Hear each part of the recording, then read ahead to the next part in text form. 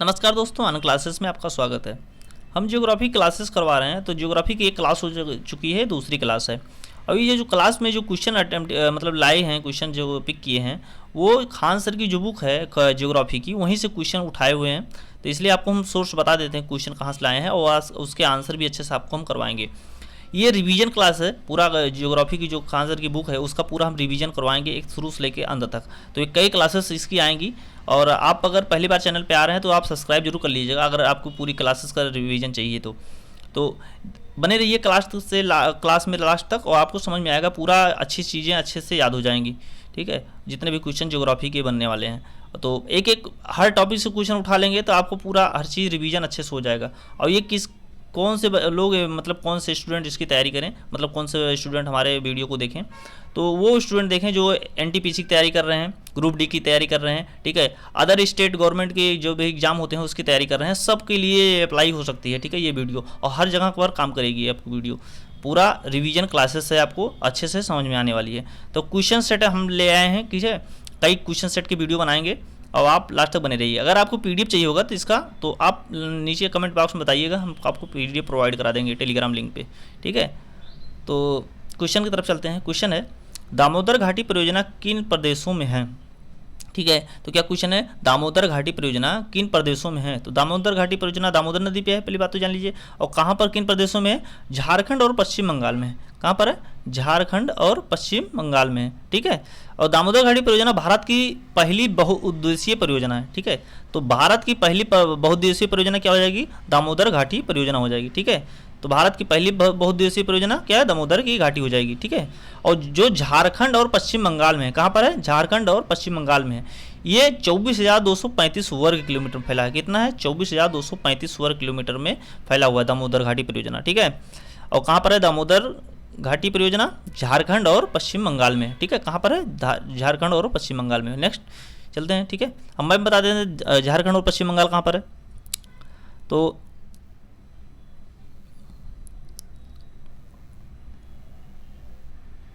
ठीक है, कहाँ कहाँ बताया मैंने? झारखंड और पश्चिम बंगाल। ठीक है, तो झारखंड ये हो जाएगा, ठीक है, पश्चिम बंगाल ये हो जाएगा। ठीक है, तो यहाँ पर, ठीक है, इसके बॉर्डर पे झारखंड और पश्चिम बंगाल में दामोदर घाटी परियोजना है। ठीक है, तो समझ में आ गई लोकेशन आपको। ठीक, कहाँ पर है? झारखंड और पश्चिम बंगाल में है। ओके,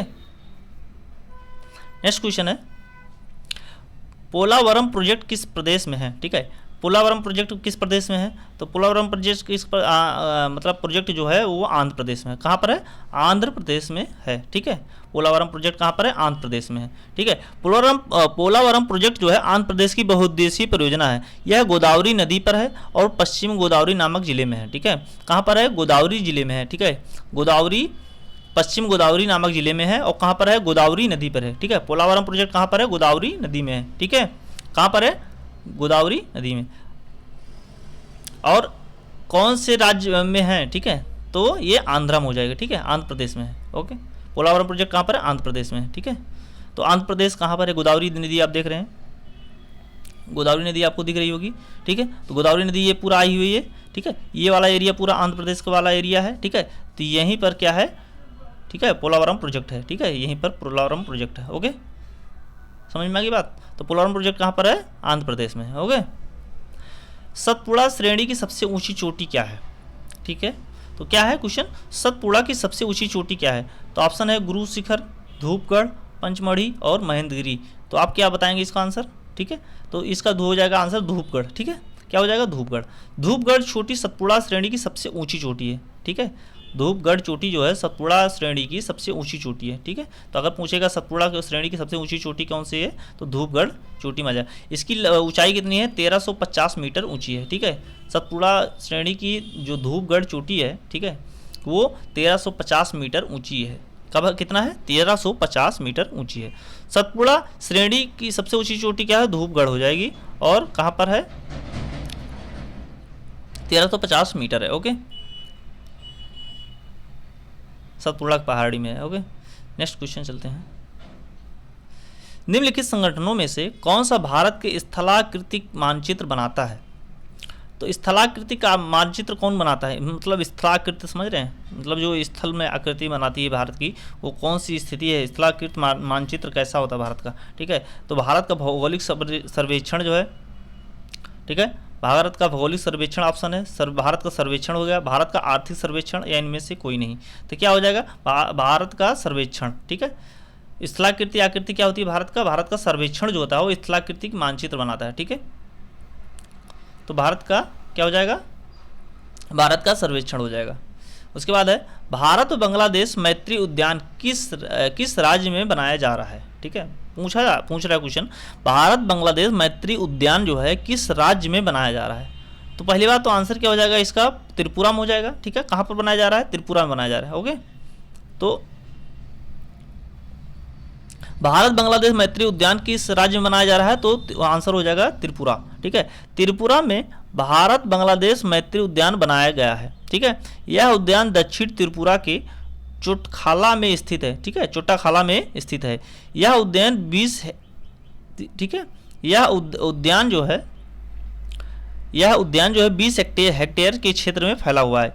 इस उद्यान में इंदिरा गांधी और शेख मुजीबुर रहमान की मूर्तियां बनाई गई है, ठीक है। तो इंदिरा गांधी और शेख मुजीबुर रहमान जो क्या कहते हैं, बांग्लादेश का आज़ादी में मेन भूमिका निभाने वाले थे, शेख मुजीबुर रहमान, ठीक है, उनकी मूर्तियां है, और इंदिरा गांधी की मूर्तियां है, ठीक है। भारत प्रधानमंत्री इंदिरा गांधी, पूर्व प्रधानमंत्री इंदिरा गांधी की मूर्तियां उसमें लगाई गई है, ठीक है। तो भारत बांग्लादेश मैत्री उद्यान किस राज्य में बनाया जा रहा है, त्रिपुरा में बनाया जा रहा है, ओके। सिंधु नदी प्रवाह तंत्र की इन 6 नदियों पर विचार कीजिए, ठीक है।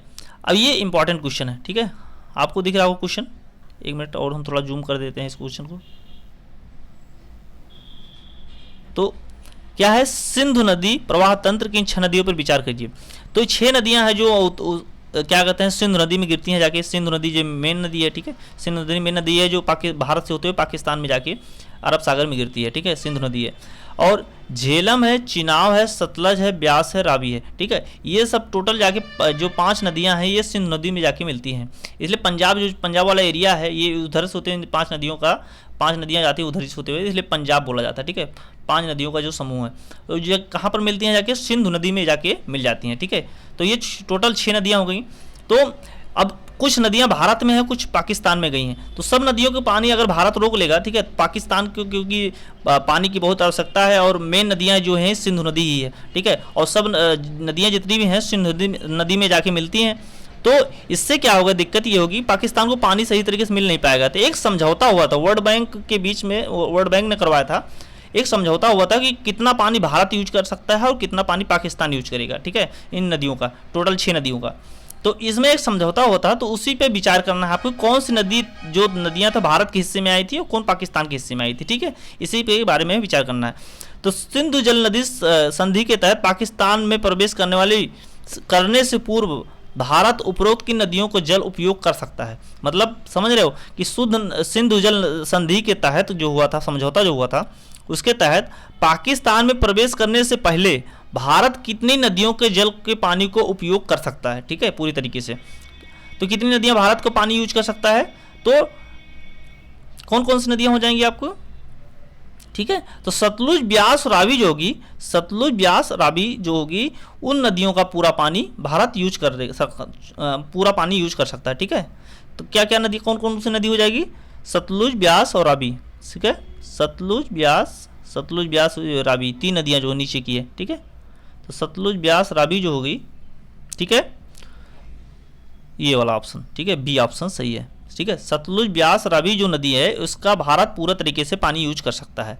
और सतलुज, ब्यास, रावी के बाद क्या बची, सिंधु, झेलम, चिनाब का जो पानी है वो पाकिस्तान यूज करेगा, पाकिस्तान के हिस्से में पड़ी थी, ठीक है। तो टोटल 6 नदियों में से 3 नदियों का पानी भारत यूज कर सकता है, 3 पाकिस्तान, ठीक है। तो कौन कौन सी, सतलज, ब्यास, रावी, सतलज, ब्यास, रावी, याद हुआ, सतलज, ब्यास, रावी, इन नदियों का पानी कौन यूज करेगा, भारत यूज कर सकता है, ठीक है। और सिंधु, झेलम, चिनाब पाकिस्तान यूज कर सकता है, ठीक है। तो अगर याद ना हो ऐसे, सतलज, ब्यास, रावी कौन कौन भारत यूज करता है, सबरी, ठीक है, सबरा या सबरी ऐसे याद कर लो, सबरी, ठीक है। सबरी भारत से रिलेटेड है, भारत से रिलेटेड है रामायण में, ठीक है। तो वहाँ से आपको याद रहेगा, ठीक है, सबरी या सबरा कुछ भी करके याद कर सकते हैं आप, ठीक है। तो क्योंकि सबरी भारत के हैं, इसलिए भारत के जो यूज हो सकते हैं, भारत की जो नदियाँ यूज कर सकते हैं पानी, वो सतलज, ब्यास, रावी का यूज कर सकते हैं। ओके। और ये समझौता कब हुआ था? 1960 में हुआ था। ठीक है। सिंधु जल समझौता कब हुआ था? 19 सितंबर 1960 में हुआ था, कराची में हुआ था। कहाँ? ठीक है, कराची में हुआ था। जवाहरलाल नेहरू थे, अयूब खान थे, उस समय तत्कालीन पाकिस्तान के प्रधानमंत्री जो थे अयूब खान, और भारत के तत्कालीन प्रधानमंत्री जवाहरलाल नेहरू के बीच जो समझौता हुआ था, हस्ताक्षर हुआ था। किसने मध्यस्थता की थी? वर्ल्ड बैंक ने किया था। ठीक है, किसने किया था? वर्ल्ड बैंक ने इसकी मध्यस्थता की थी। ठीक है, वर्ल्ड बैंक ने किया था। कब हुआ था? 1960 में। सिंधु जल समझौता कब हुआ था? 1960 में हुआ था। भारत में कौन सी नदियों का पानी यूज कर सकता है? सबरी का पानी यूज कर सकता है, मतलब सतलज, ब्यास और रावी का पानी यूज कर सकता है भारत। ओके, समझ में आ गया? नेक्स्ट क्वेश्चन चलते हैं। अंतः जल परिवहन व व्यापार प्रोटोकॉल भारत ने किस पड़ोसी देश के बीच में है? ठीक है, अंतः जल परिवहन और व्यापार प्रोटोकॉल। ठीक है, तो इसमें क्या होगा? इस प्रोटोकॉल के जरिए क्या होगा? भारत और बांग्लादेश के बीच में, ठीक है, एक समझौता हुआ था। उससे क्या होगा? व्यापार, आप नदियों के जरिए आप सब व्यापार कर सकते हैं। ठीक है, तो उसका एक कॉरिडोर बनाया गया था। तो जो बनाया गया था, किसके बीच समझौता हुआ था? प्रोटोकॉल भारत ने बांग्लादेश के साथ किया था। ठीक है, किसके साथ किया था? भारत ने बांग्लादेश के साथ किया था। तो बांग्लादेश के प्रमुख नदियां गंगा और ब्रह्मपुत्र भारत से होकर बांग्लादेश में प्रवेश करते हैं। इसी कारण जल मार्ग दोनों देशों के बीच व्यापार को सुगम सस्ता मार्ग है। ठीक है, तो जो समझौता हुआ था किसके बीच हुआ था? भारत और बांग्लादेश के बीच, अंतः जल परिवहन और व्यापार प्रोटोकॉल। ठीक है, भारत और बांग्लादेश के बीच में हुआ था। ठीक है, और क्योंकि भारत की सबसे बड़ी लंबी नदी है गंगा है, और ब्रह्मपुत्र भी भारत की नदी है। ठीक है, ये दोनों नदियाँ क्या कि भारत को होते हुए जाती हैं। ठीक है, इसके जरिए व्यापार होता था। ठीक है, व्यापार किया जाएगा, सुगम और आसान तरीका बनाया जाएगा व्यापार करने के लिए। ठीक है, क्योंकि बोट के जरिए जो इतना क्या कहते हैं, नाव के जरिए, बोट के जरिए या बड़े बड़े शिप जो होते हैं उनके जरिए जो व्यापार होता है वो सस्ता पड़ता है। ठीक है, वो इसीलिए क्या कहते हैं, नदियों के जरिए या समुद्र के जरिए ज़्यादा व्यापार किया जाता है, शिप के जरिए। ओके, तो व्यापार को सुगम और सस्ता बनाने के लिए, ठीक है, बांग्लादेश के साथ समझौता हुआ था। उसके बाद नेक्स्ट क्वेश्चन है, निम्नलिखित में भारत का कौन सा पड़ोसी देश पेट्रोल, डीजल व जेट ईंधन के लिए भारत पर निर्भर है? ठीक है, तो भारत खुद क्या कहते हैं, भारत में पेट्रोल, डीजल व जेट ईंधन का उपयोग मतलब भारत में क्या कहते हैं, खाली असम में डिगबोई में उत्पादन होता है, निकाला जाता है, तेल का कुआं है, और बहुत कम भारत में उत्पादन होता है। इसको भारत मैक्सिमम चीज़ें बाहर से क्या कहते हैं, आयात करता है। तो अब इसमें क्या होगा कि भारत को आयात करने के बाद भी भारत बेचता है। ठीक है, पेट्रोल, डीजल और जेट ईंधन का। तो कुछ देश हैं जो भारत पर निर्भर हैं, मैक्सिमम मतलब पूरा तरीके से जो क्या कहते हैं, जेट ईंधन और पेट्रोल, डीजल इस तरह पे जो क्या कहते हैं, कौन सा देश पूरा तरीके से भारत पर निर्भर है? तो मॉरिशस है। ठीक है, क्या है? मॉरिशस हो जाएगा। ओके, तो मॉरिशस हिंद महासागर में स्थित एक छोटा द्वीपीय राष्ट्र है। ठीक है, इसका कुल क्षेत्रफल 2040 वर्ग किलोमीटर है। मॉरिशस का अधिकतर आबादी भारतीय मूल की है। ठीक है, मॉरिशस की अधिकतर आबादी क्या है? भारतीय मूल की है। ठीक है, और मॉरिशस जो है पेट्रोल, डीजल और जेट ईंधन के लिए पूरे तरीके से भारत पर ही निर्भर है। ठीक है, किस पर निर्भर है? भारत पर ही निर्भर है। कौन? मॉरिशस। भारत में सर्वाधिक वर्षा किस कारण होती है? ठीक है, तो भारत में सर्वाधिक वर्षा जो होती है वो कैसे होती है, मतलब कौन से मानसून होती है? भारत में कई तरीके के मानसून होते हैं ना, उत्तर पूर्वी मानसून, दक्षिण पश्चिमी मानसून। तो कौन सा मानसून ऐसा है जो भारत में अधिकतर वर्षा कराता है? तो आप पहली बात तो जान लीजिए कि मानसून जो चलता है वो किस साइड से किस साइड को चलता है। तो मानसून जो होता है हमेशा देखे होंगे कि हिंद महासागर से नीचे से उठता हुआ मानसून, ठीक है, और पूरे भारत की तरफ ऊपर उत्तर की साइड में जाता है। लेकिन इसका एक डायरेक्शन होता है, जो डायरेक्शन होता है क्या कहते हैं, जून, जुलाई, अगस्त के महीने का जो मानसून चलता है, जिसमें भारत में बारिश होती है, तो वो किस तरह की हवा होती है, किस तरह का मानसून होता है? दक्षिण पश्चिम मानसून होता है। ठीक है, अब कैसे होता है देखो हम बताते हैं मैप के जरिए। ठीक है, तो मैप में आप देख रहे होंगे, ठीक है, ये वाला एरिया जो है ये साउथ है, ठीक है, ये नॉर्थ है, ठीक है, ये ईस्ट है और ये वेस्ट है, पश्चिम है। ठीक है, तो ये दक्षिण हो गया और पश्चिम हो गया। तो भारत के जितने भी मानसून हिंद महासागर से निकलते हैं, ठीक है, वो ऐसे इसी डायरेक्शन में निकलते हैं। ठीक है, तो ये अब इसका डायरेक्शन चेंज क्यों जाता है? क्योंकि पश्चिम से निकलता है, इससे जाता है, लेकिन कोई पहाड़ियाँ बीच में पड़ जाने की वजह से इसका डायरेक्शन चेंज हो जाता है। ठीक है, कुछ मानसून इधर से भी निकलेगा, कुछ इधर से भी निकलेगा, ठीक है। तो मैक्सिमम मानसून जो होता है इस साइड से होते हुए निकलता है। तो कैसा मानसून होता है? दक्षिण, ठीक है, ये नीचे वाला दक्षिण हो गया, और पश्चिम, ठीक है, ये पश्चिम होगा, पश्चिम वाला एरिया ये हो गया। तो दक्षिण और पश्चिम से मानसून होते हुए भारत में पूरी तरीके से बारिश होती है। तो मैक्सिमम बारिश जो होती है वो दक्षिण पश्चिम मानसून से होती है। ओके, अब इसी महीने क्यों आता है, ठीक है, मानसून इसी महीने क्यों आता है? आप ये क्वेश्चन आपको उठ सकता है ना, किसी महीने और भी टाइम में मानसून, जून जुलाई अगस्त, पहले मई जून में भी क्या कहते हैं, फरवरी में या जनवरी में मानसून क्यों नहीं आता है, ठीक है, ये क्वेश्चन लगभग लोगों से बनेगा। तो इसका हम बता देते हैं आपको। इसका सीधा तरीका ये है कि एक, ठीक है, रूल है, साइंस का रूल है कि जहाँ पर हाई टेम्परेचर होगा वहाँ पर लो प्रेशर होगा, ठीक है। हाई टेम्परेचर होने की वजह से क्या होता है कि हाई टेम्परेचर कैसे होता है, जो यहाँ पर गर्मी कड़ाके की धूप पड़ती है, ठीक है, तो कड़ाके की धूप पड़ने की वजह से यहाँ पर टेम्परेचर हाई हो जाता है। जब टेम्परेचर हाई हो जाता है, ठीक है, तो टेम्परेचर हाई होने की वजह से जो एयर हुए और एयर के मॉलिक्यूल होते हैं वो हीट होने के बाद क्योंकि हल्के हो जाते हैं तो वो ऊपर वाली सतह पर ऊपर चला जाते हैं, हल्के हो जाते हैं, ठीक है। तो उनका जो क्या कहते हैं डेंसिटी होती है एयर की वो कम हो जाती है, ठीक है। तो वहाँ पर खाली जगह हो जाती है। तो मतलब हाई टेम्परेचर को होने का क्या होता है, एक खाली जगह हो जाती है, और खाली जगह होने की वजह से क्या होता है कि वहाँ पर एक प्रेशर, लो प्रेशर हो जाता है। क्योंकि जब यहाँ पर खाली जगह हो गई, ठीक है, तो हवाएं क्या होंगी, या कोई भी जगह हवा भरने की जगह काम करेगी, ठीक है, तो हवाएं जो होंगी उसकी जगह भरने काम करेंगी, ठीक है। तो इसी वजह से क्या होता है कि जब क्या कहते हैं मानसून जब चलता है तो इस समय कड़ाके की क्या कहते हैं जून में मई में क्या कहते हैं धूप अच्छी खासी पड़ती है, ठीक है। इस वजह से क्या पर हाई टेम्परेचर हो जाता है। तो यहाँ पर लो प्रेशर होने की वजह से क्या होता है, जितनी भी मानसूनी हवाएं होती हैं वो भारत की तरफ आने लगती हैं, ठीक है। तो इसी वजह से क्या होता है जून जुलाई और अगस्त के महीने से पूरा मानसून भारत में पहुँच जाता है, ठीक है। इस वजह से इसकी तरीके से बारिश होती है यहाँ पर, ठीक है। समझ में आ गई मानसून कैसे चलता है। सिंपल सा मामला ये है कि हाई टेम्परेचर जहाँ पर होगा, ठीक है, हाई टेम्परेचर जहाँ पर होगा वो वहाँ पर लो प्रेशर होता है, ठीक है। और लो प्रेशर होने की वजह से क्या होता है कि दूसरी हवाएं जो होंगी वहाँ उस साइड में आराम से चलेंगी, ठीक है। जहाँ पर प्रेशर कम होगा तो जहाँ हाई प्रेशर होगा उस साइड से हवा, ठीक है, लो प्रेशर की साइड आएगी, ठीक है। तो समझ में आ गई बात। तो इस वजह से क्या होता है भारत में मानसूनी बारिश होती है जून जुलाई अगस्त के महीने में होती है, ठीक है।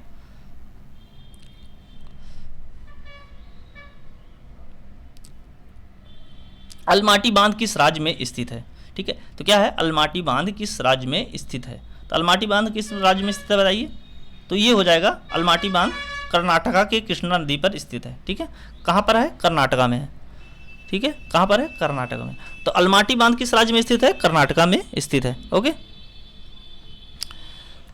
तो अलमाटी बांध कहाँ पर हो जाएगा, कर्नाटका में हो जाएगा। अलमाटी बांध उत्तरी कर्नाटक के कृष्णा नदी पर स्थित जल विद्युत परियोजना है, ठीक है।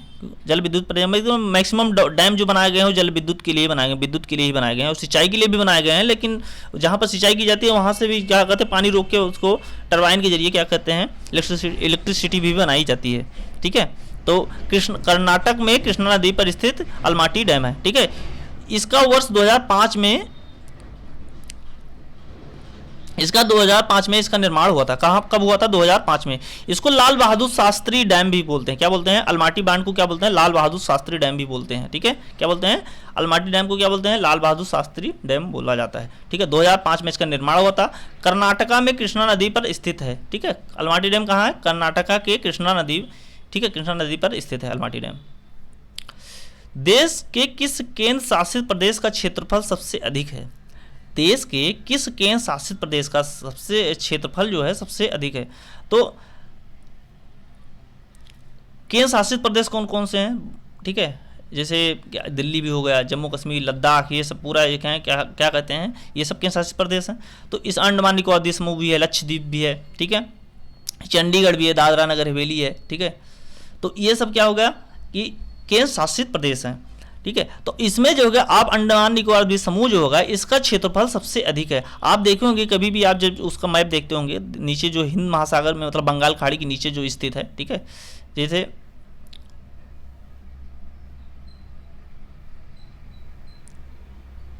ठीक है भारत ये वाला एरिया है, ठीक है।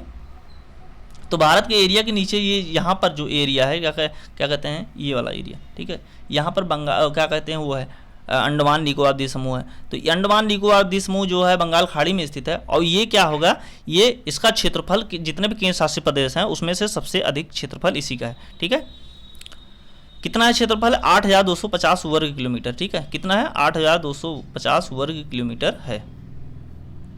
भारत का सबसे बड़ा पेट्रोकेमिकल परिसर किस राज्य में स्थित है? तो भारत का सबसे बड़ा पेट्रोकेमिकल किस राज्य में स्थित है? गुजरात में। ठीक है, कहाँ पर है? गुजरात में है। ठीक है, गुजरात वाला जो है पेट्रोकेमिकल परिसर जो है, ठीक है, यहाँ पर शोधन कारखाना है। ठीक है, ये दुनिया का सबसे बड़ा पेट्रोकेमिकल कारखाना है। ठीक है, ये जान लीजिए आप। भारत का तो है ही है, विश्व का भी सबसे बड़ा कारखाना है।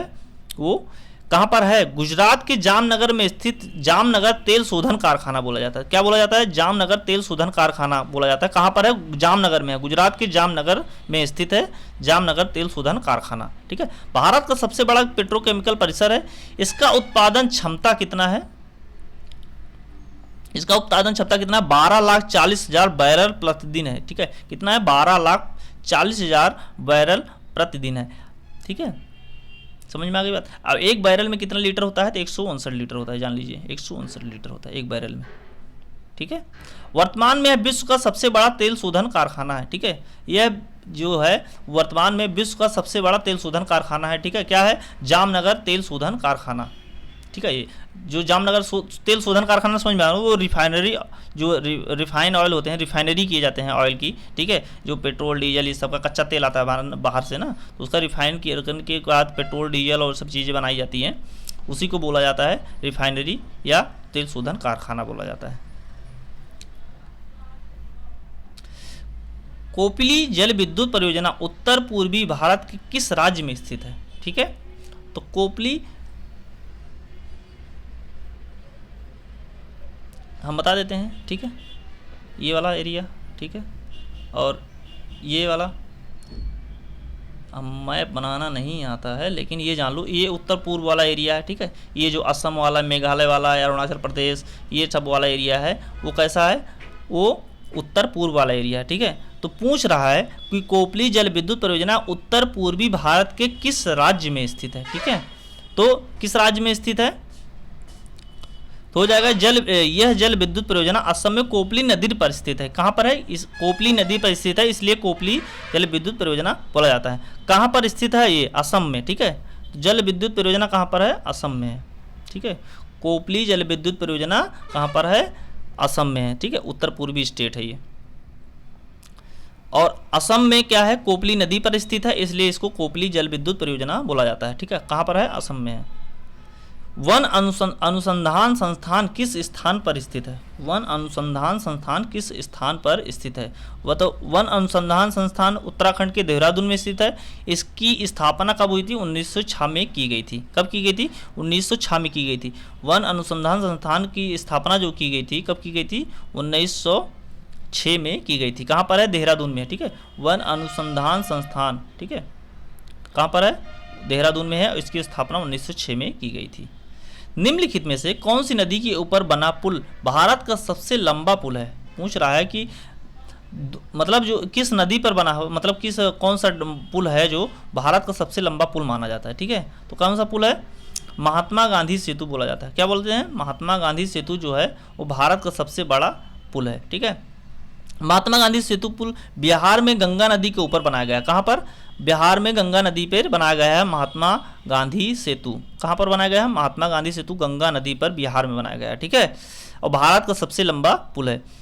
इसकी लंबाई कितनी है? 5.75 किलोमीटर। ठीक है, 5.75 किलोमीटर है इसकी लंबाई। कितना है? 5.75 किलोमीटर है। ठीक है, महात्मा गांधी सेतु की लंबाई 5.75 किलोमीटर है। और कहाँ, किस नदी पर है? गंगा नदी पर है। कहाँ पर बनाया गया है? गंगा नदी पर, और बिहार में बनाया गया है। ठीक है, यह पटना को हाजीपुर से जोड़ता है। ठीक है, यह पुल कहाँ से कहाँ जुड़ता है? पटना को हाजीपुर से जुड़ता है। इसका उद्घाटन मई 1982 में तत्कालीन प्रधानमंत्री इंदिरा गांधी ने किया था। इस पुल को कुल लंबाई 5.75 किलोमीटर है। Okay, 5 kilometre 750 metre. ये देखो, ये पुल है। ठीक है, इसके बाद नेक्स्ट क्वेश्चन है, भारत के सर्वाधिक रबड़ किस राज्य में राज्य में उत्पादित किया जाता है? भारत में सर्वाधिक रबड़ किस राज्य में उत्पादित किया जाता है? तो केरल में। ठीक है, क्या हो जाएगा? केरल आंसर हो जाएगा। ओके, उसके बाद थाईलैंड और इंडोनेशिया के बाद थाईलैंड नंबर 1 पे है। ठीक है, रबड़ उत्पादन में थाईलैंड नंबर 1 पे है, दूसरे नंबर पे इंडोनेशिया और तीसरे नंबर पे भारत है। ठीक है, थर्ड पोजीशन किसकी है रबड़ उत्पादन में? भारत की, विश्व में। ठीक है, लेकिन राज्य की बात पूछ रहा है, भारत में सर्वाधिक रबड़ किस राज्य में उत्पादित होता है? तो केरल में उत्पादित होता है। ठीक है, और विश्व में तीसरे स्थान पर भारत है। पहले स्थान पर थाईलैंड है रबड़ उत्पादन में, दूसरे पे इंडोनेशिया, तीसरे पे भारत है, और पहले राज्य के हिसाब से बात किया जाए तो केरल पहले स्थान पर है। ठीक है, भारत में कुल रबड़ उत्पादन का 9% हिस्सा उत्पादित किया जाता है। ठीक है, भारत में जितना भी रबड़ यूज किया जा रहा है उसका 9% हिस्सा उत्पादित किया जाता है भारत में ही। ठीक है, भारत की कौन सी मिट्टी सर्वाधिक है? तो भारत में कौन सी मिट्टी सर्वाधिक है? ठीक है, तो कौन सी मिट्टी है? अलुवियल मिट्टी है। अब ये अलुवियल मिट्टी नहीं समझ में आएगा, अलुवियल मिट्टी क्या होती है? इसी को क्या बोलता है? जलोढ़ मिट्टी बोला जाता है। ठीक है, जलोढ़ मिट्टी क्या होती है? जो नदियों द्वारा मिट्टी जाके मतलब लाई जाती हैं, क्या कहते हैं, मैदानी क्षेत्र में छोड़ देती हैं इलाके, नदियाँ जो नदियाँ निकलती हैं वो अपने साथ मिट्टी या कटान जो होता है उसके साथ मिट्टी लेके आती हैं। ठीक है, वो मैदानी क्षेत्र में छोड़ देती हैं, तो वो जो मिट्टी होती है वो जलोढ़ मिट्टी, मतलब जल के द्वारा उड़ाई हुई मिट्टी जलोढ़ मिट्टी कहलाती है। ठीक है, उसी को इंग्लिश में अलुवियल मिट्टी बोला जाता है। ठीक है, तो भारत में सबसे ज़्यादा क्या है? अलुवियल मिट्टी है। ठीक है, क्योंकि भारत को नदियों का क्षेत्र बोला जाता है, भारत में बहुत सारी नदियाँ हैं। ठीक है, इसी वजह से अलुवियल मिट्टी यहाँ पर ज़्यादा पाई जाती है। ठीक है, भारत के 40% के हिस्से में अलुवियल मृदा पाली हुई है। ठीक है, कितने हिस्से में? 40% हिस्से में। पवन ऊर्जा तकनीक केंद्र किस स्थान पर स्थित है?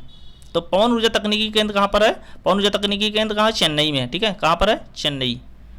पवन ऊर्जा तकनीकी केंद्र कहाँ पर है? चेन्नई में है। कब स्थापना हुई थी? 1998-99 में इसकी स्थापना की गई थी। तमिलनाडु के चेन्नई में स्थित है पवन ऊर्जा तकनीकी केंद्र। पवन ऊर्जा तकनीकी केंद्र चेन्नई में है और 1998-99 में इसकी स्थापना की गई थी। निम्नलिखित में से कौन सा स्थान केसर के उत्पादन के लिए प्रसिद्ध है? तो निम्नलिखित में से कौन सा स्थान केसर के उत्पादन के लिए प्रसिद्ध है? तो क्या हो जाएगा? कश्मीरी केसर की गुणवत्ता, रंग और स्वाद विश्व के सर्वोत्तम माना जाता है। ठीक है, तो कश्मीरी केसर जो होता है उसकी गुणवत्ता और रंग और स्वाद जो होता है बहुत अच्छा, सर्वोत्तम माना जाता है। ठीक है, कश्मीरी एक छोटे से क्षेत्र पंपोर में सबसे अधिक केसर की खेती की जाती है। तो कश्मीर में स्पेसिफिक अगर कोई जगह की बात की जाए तो पंपोर, ठीक है, जो क्षेत्र है पंपोर क्षेत्र है, कश्मीर के पंपोर क्षेत्र में, वहाँ पर केसर की खेती सबसे ज़्यादा की जाती है। और भारत में कौन सा स्थान है, मतलब कौन सा स्थान है, क्या कहते हैं, जम्मू कश्मीर। ठीक है, पहले स्थान पर जम्मू कश्मीर है केसर के उत्पादन में। ओके, और भारत का केसर तो सबसे अच्छा गुणवत्ता, रंग और स्वाद से विश्व को सर्वोत्तम माना जाता है। ठीक है, और इसमें सबसे ज़्यादा उत्पादन कौन करता है? कश्मीर करता है केसर का।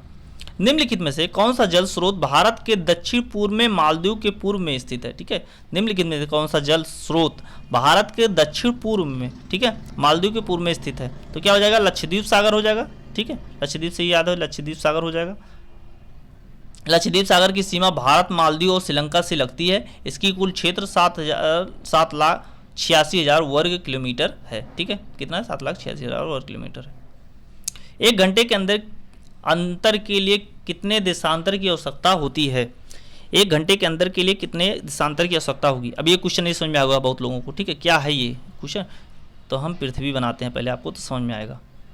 पृथ्वी क्या ग्लोब बनाते हैं आपको। ये हो गई पृथ्वी, थोड़ा एक मिनट, ये हो गई पृथ्वी। ठीक है, ये पृथ्वी हो गई। अब आप देखेंगे कि ये बीच की जो रेखा होती है,